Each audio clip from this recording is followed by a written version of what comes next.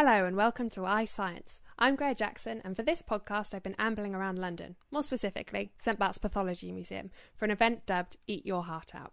Curiously, the function is all about cakes, death and pathology. The aim? To knock the socks off the public with 100% edible art.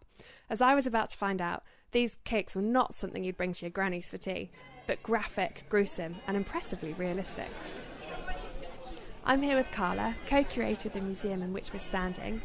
Tell me, how do all these themes of edible treats and death and pathology, how do they all interrelate?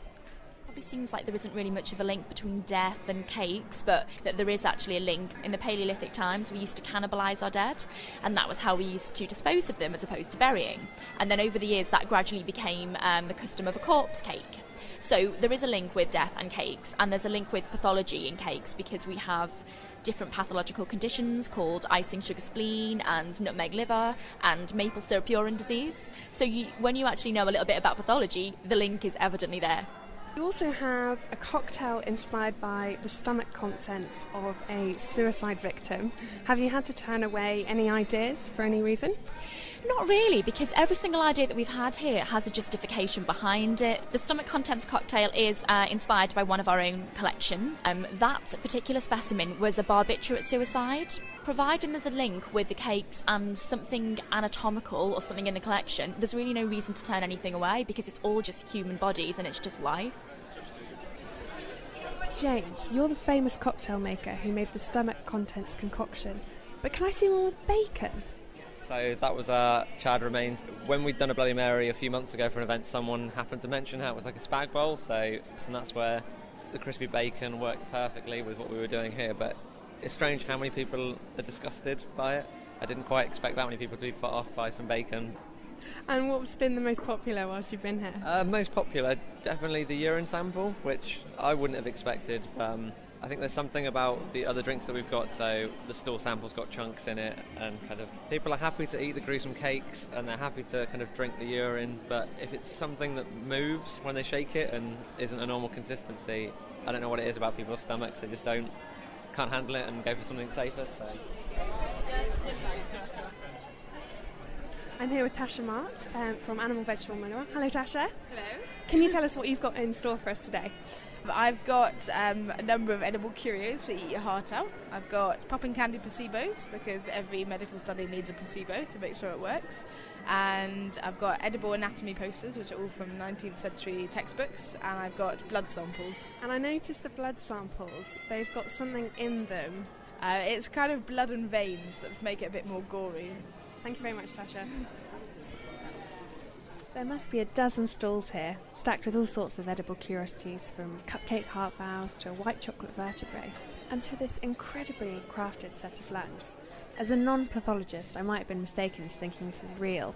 They're slightly glistening as though moist from dissection. Of course, being in a pathology museum, I'm surrounded by real-life specimens preserved in formaldehyde too. The walls are shelved with all sorts of unfathomable body parts. Right now, I'm looking at a pelvis, a hand removed with skin to reveal tendons, and a pickled spine. What I find incongruous about the event is that you're eating anatomical-looking cakes whilst gazing at the real thing. It's not something I'd ever thought might have gone hand in hand, but admittedly, it's having a real potent effect, at least on me. I'm going to go and ask around and see how people are responding to it. What did you think of today? Well, I don't really know where to start. It's freaky, but it's all really interesting, and the cakes are definitely like a really new way of like looking at things. I think it's really encouraging. Inspired to partake in pathology? I did have a quick look at the careers brochure actually. So I see you've got a poo and a... This is fat. 2 pounds of fat. Not all bad then. No, definitely not at all. And the poo sample, I've heard it's the least favourite. Well, it looks quite disgusting because there's quite blood in it and stuff. But then the lumps are like, oh no, it's disgusting. I'm drinking poo. It just tastes like chocolate ice cream. It tastes like chocolate ice cream and quite a lot of Baileys, which is nice. Maybe I'll pluck up the courage and try it. Inspired to partake in pathology? Not pathology, but certainly baking and cocktail making. So from overhearing some people here, it's obviously been very powerful to the public and very engaging. What do you hope people will come away with today? Well, apart from just the cakes, which are incredibly inspiring in themselves anyway, the whole point of the project was that it got a lot of publicity. And over the course of the 3 days, while people can buy cakes and they can buy these cocktails, they'll also listen to a series of lectures. And today, for example, it's about careers. So what we're really doing is getting people interested in the topics, getting them here, and then actually secretly drip feeding them and educating them without them really realising. And lastly, what is your favourite item of today? I think today my favourite has to be the big breast anatomy cake, and it's because we had a woman come in yesterday who had she'd had breast cancer, and she said, how much is that cake there, because I'm hopefully due to get my all clear in about 2 months' time, and when I do I want to buy that cake. And we said, you know what, love, if you have the all clear you can have that cake. What a lovely story to end on. Unfortunately, that's all we've got time for today. Thanks for listening, and join me next time.